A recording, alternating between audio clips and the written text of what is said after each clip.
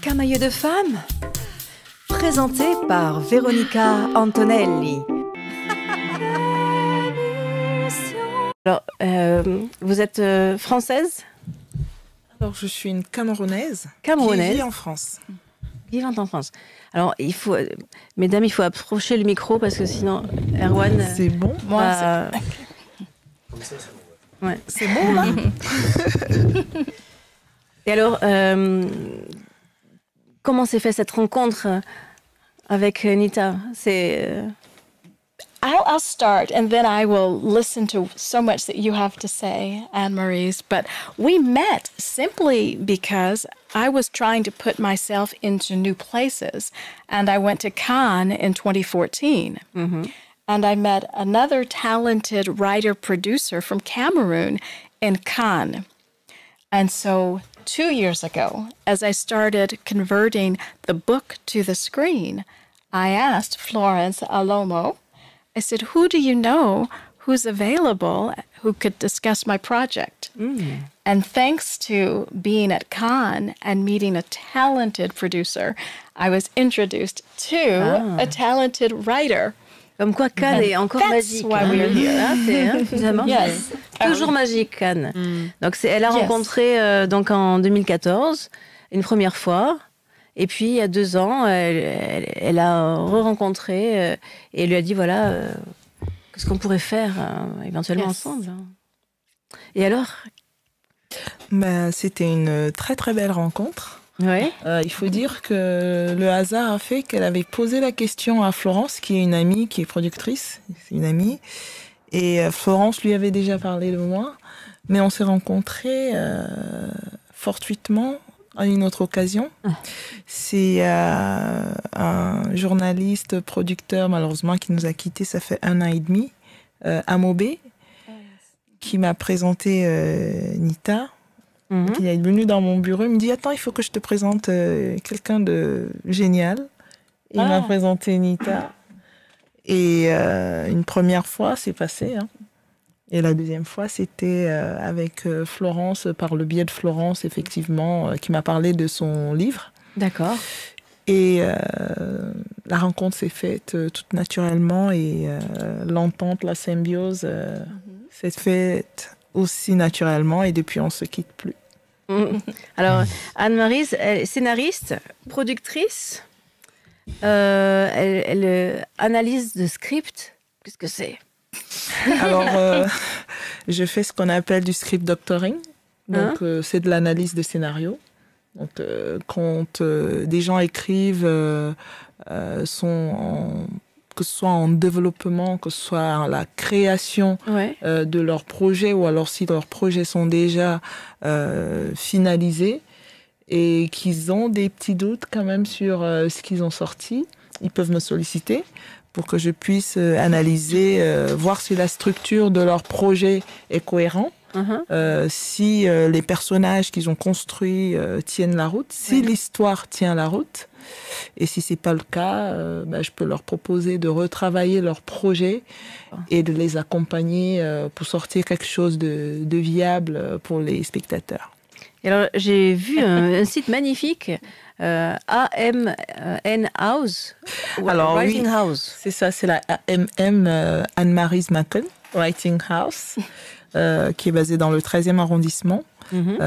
C'est un peu la maison des scénaristes, des auteurs, qu'ils soient jeunes auteurs ou alors des auteurs accomplis, des scénaristes confirmés, qui souhaitent un espace pour discuter, mais aussi qui ont des projets et qui voudraient les voir réalisés. Je les accompagne avec joie. Donc, que ce soit la création, ou alors pour revoir un peu leur projet et réécrire. C'est pas toujours de gaieté de cœur qu'on fait bouger les lignes quand quelqu'un a son idée et qu'on lui dise en fait c'est une bonne idée. C'est ça. C'est ça. Donc on fait de l'accompagnement continu. C'est ça. Et alors là, j'ai vu TV5 Monde, TV Afrique, TV5. Et donc, comment est-ce qu'on fait pour travailler avec ces prods-là? Alors, il faut dire que j'ai un parcours assez atypique. Hein. Oui, mais ça m'intéresse, du coup. Je suis juriste à la base. J'ai fait des ressources humaines. Je suis consultante en ressources humaines à côté. Ouais. Et j'ai commencé la production audiovisuelle étant au Cameroun encore il y a longtemps. J'ai créé ma première boîte de prod en 2003. D'accord. Et j'ai produit des documentaires à l'époque pour TV5. Et mon ex-compagnon qui produisait toutes les émissions de sport pour TV5, on travaillait surtout, c'est-à-dire qu'on produisait vraiment tout ce qui était événements sportifs pour TV5 et CFI sur toute l'Afrique. Donc c'est comme ça que j'ai mis le nez dedans, avant de me former encore un peu plus sur la production et puis m'orienter vers le scénario. Parce que j'ai estimé que j'avais des histoires à raconter, j'ai des choses à raconter. Et en 2015-2016, oui, j'ai écrit une série. J'ai été lauréate de l'OIF, l'Organisation internationale de la francophonie. Et TV5 a donc préacheté mon projet de série. On ne peut pas dire. Non, le projet a évolué. Il y a des modifications qui ont été faites. Donc voilà, en fait, la production audiovisuelle et cinématographique sur le continent est assez particulière. Elle est encore je pourrais dire, en phase. Elle est plus embryonnaire, mais elle se développe. Et puis malheureusement, sur le continent, ce sont encore les grosses boîtes de prod, les grosses chaînes françaises qui ont la main. D'accord. Oui. Et c'est pas toujours évident. Non, pas du tout, non. Voilà, c'est pas toujours évident. De moins en moins. Mais n'empêche que aujourd'hui, j'accompagne pas mal de producteurs qui ont leurs auteurs ou qui ont mis des options sur des projets et qui veulent avoir un regard avisé avant de se lancer vraiment. Ils peuvent me faire parvenir pour lecture. Moi, je leur donne un avis. Et d'où ça vient cette envie de soutenir comme ça et de transmettre finalement? Alors, comme Nita, en fait, j'ai connu aussi pas mal de plafonds de verre dans ma vie. J'ai un père, de par mon nom déjà, j'ai un père qui nous a fait comprendre très vite qu'il n'y avait pas de différence entre filles et garçons. Voilà, dans ma famille, je viens du centre du Cameroun, les filles, il y a un distinguo qui est fait entre une fille et garçon, déjà de par son nom. Moi, j'aurais pas dû m'appeler Makon, j'aurais dû m'appeler Ngo Makon, c'est-à-dire la fille de Makon. C'est fou ça. Parce que les garçons, ils n'ont pas ça. Et mon père, il a refusé. Ça a transmis la force, en fait. Voilà. Comme donc, ça vient vraiment de très loin. Hein. Donc, du coup, pareil, les filles ne mangent pas ça, les garçons... Moi, j'ai grandi avec, il n'y a pas de différence. Pas de différence. Aucune différence. Donc, vous n'en faisiez pas dans votre tête non plus? Aucune du tout. J'ai fait beaucoup de sport. Parce que souvent, on s'empêche soi-même, sans s'en rendre compte. On se limite. Donc, moi, je n'ai aucune limite. Elle n'a pas l'air de vouloir se limiter, hein, t'as vu? Non, elle est française aussi. Entre l'air et la chanson, souvent, il y a une limite. Et là, il y a l'air et la chanson. Non, parce que même venir en Europe, quand on vient d'Afrique, ça aussi, c'est un gros défi quand même. Ouais, surtout que... Surtout que je suis venue à une période où j'ai dû laisser mes activités, j'ai dû arrêter une formation que j'étais en train de faire. Je faisais un DSS en gestion de ressources humaines. Oui. Et mon conjoint vivant ici, il fallait absolument que je vienne. J'estimais que c'était pas une nécessité, obligée d'être sur le même toit tout le temps. On avait bien vécu comme ça pendant un bout, donc ça créait un peu... Donc j'ai dû venir, j'ai dû tout recommencer, j'ai dû refaire des études, j'ai dû repasser un autre MBA, j'ai dû me recommencer pas mal de choses. Et donc voilà, et je me suis épanouie, j'ai pu faire grandir mes enfants. Là aussi. Oui, l'amour peut être un empêchement, mais tu peux se vaincre. Oui, absolument. Je suis tout à fait d'accord. Mais après, je me suis intéressée à l'écriture parce que à travers l'écriture, on peut subtilement faire passer des messages. Ah oui. Les Américains excellent. Ils excellent là-dedans. Les films américains ont réussi à... Je pense que quiconque entendrait parler du FBI et compagnie, il saurait exactement ce que c'est. Quand on sait que certains gros projets américains sont financés par la CIA et compagnie, oui, absolument. Ce sont des révélations, attention. Si, absolument. Donc, et des séries que vous aimez d'ailleurs. Mais quel intérêt de financer des séries pour promouvoir la CIA alors, vous savez, quand on a des combats comme ce que les Américains peuvent avoir, on connaît beaucoup leur chauvinisme et puis aussi les différents messages qu'ils veulent faire passer par rapport à leurs ennemis. Oui, voilà, les ennemis, tout dépend. C'est ça.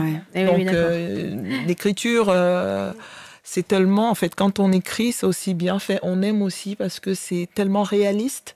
Et c'est réaliste parce que les consultants, quand ils écrivent, sont des gens du terrain. Ah oui. Et là, le film français commence aussi un peu à le faire, où si on écrit sur le monde de la justice, on va aller chercher des experts dans la justice pour que ce soit un peu plus réaliste. Mais alors, parce que souvent dans les films américains, ils mettent que les policiers ont des voitures pourries quand même.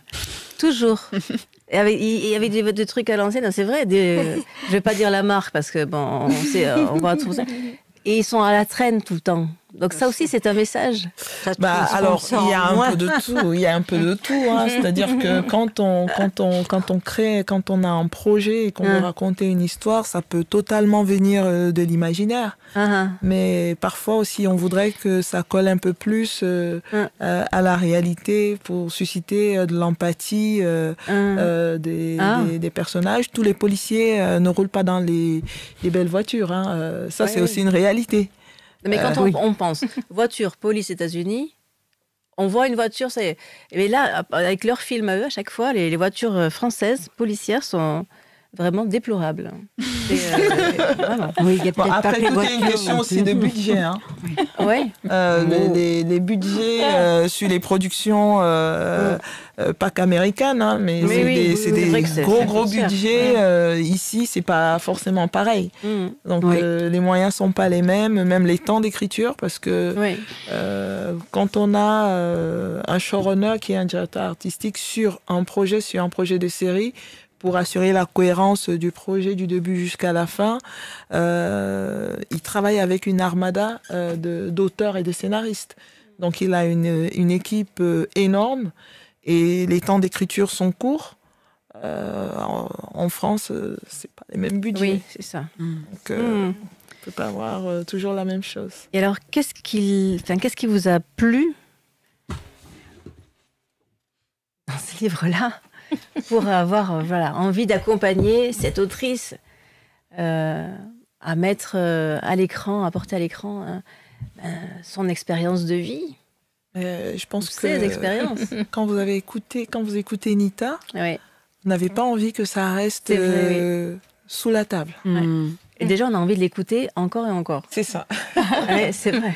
Et dire que dans le livre, s'il fallait qu'elle fasse des livres avec tout ce qu'elle a vécu, on en aurait... Et puis, c'est aussi...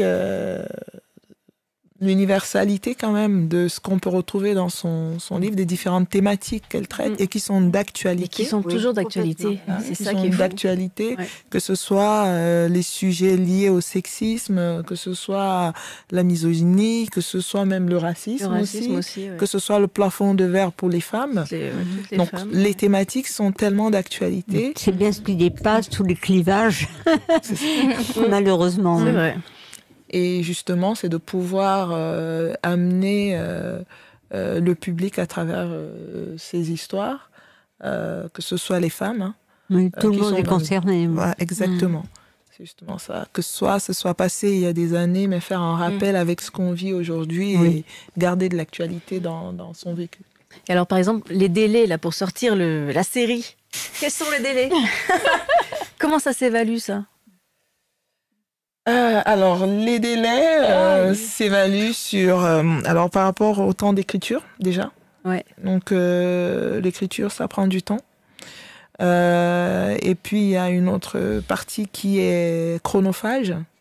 C'est la partie production. C'est-à-dire trouver un producteur? Déjà, pas que trouver un producteur. Il y a trouver un producteur, mais aussi y amener tous les partenaires qui vont pouvoir mettre des financements suffisants pour que le film se fasse. Et ça, c'est votre travail aussi? Alors là, pour le moment, je suis au niveau de scénariste. Je l'accompagne en écriture. Il faut dire que quand vous l'écoutez, c'est une autrice, c'est une journaliste qui sait très bien ce qu'elle veut, qui sait où elle veut aller aussi par rapport à cette histoire. On est encore on est pratiquement à la fin. Yes. On est pratiquement à la fin du concept, de ce qu'elle voulait, ce qui lui plaît. On est arrivé à ce qui lui plaît. Et donc, on va entrer dans une seconde phase où elle a déjà aussi pris des devants. Nita, elle a pris des devants. Donc, je pense que à date, je ne pourrais pas vous avancer une date précise, mais je pense qu'on reviendra. Ce sera l'occasion. Mais volontiers.